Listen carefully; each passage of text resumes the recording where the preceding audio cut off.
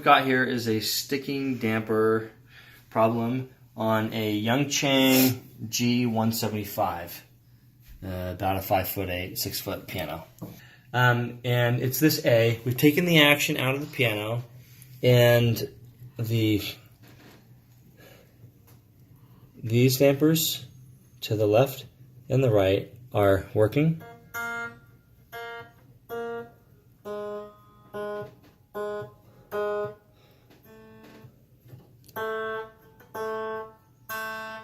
And these appear to be working, but they don't work consistently. And so what I've done, the first idea was maybe it's the underlever flange pinning. And so come on down here and show the underlever flange. So this is the underlever. Notice I've unscrewed this to loosen up the damper wire. And that seems to be going up and down relatively fluidly. And if you come up here, I don't know if you can see, if I drop this, it seems to be, it's not binding terribly necessarily, just the wire in the guide rail isn't particularly binding. However, I don't know if you can look in there, and when it's a little dark, if I put these two together, then it feels much more sluggish. So you'll notice what I'm going to do first is to burnish the damper wire guide rail bushing.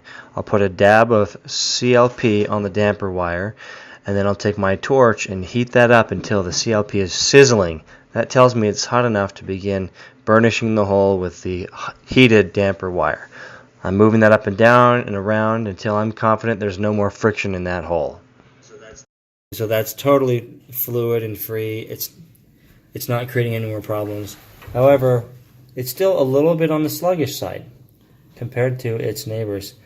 And I'm lifting and dropping, and you can see it's going just a little bit slower.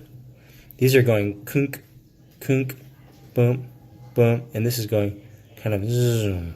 It works under normal circumstances, but this is a piano that's used quite a bit with the kids, with students, and we're going to take off the underlever and change that. So you'll notice that in order to get into the damper underlever flange, the sostenuto tab is in the way.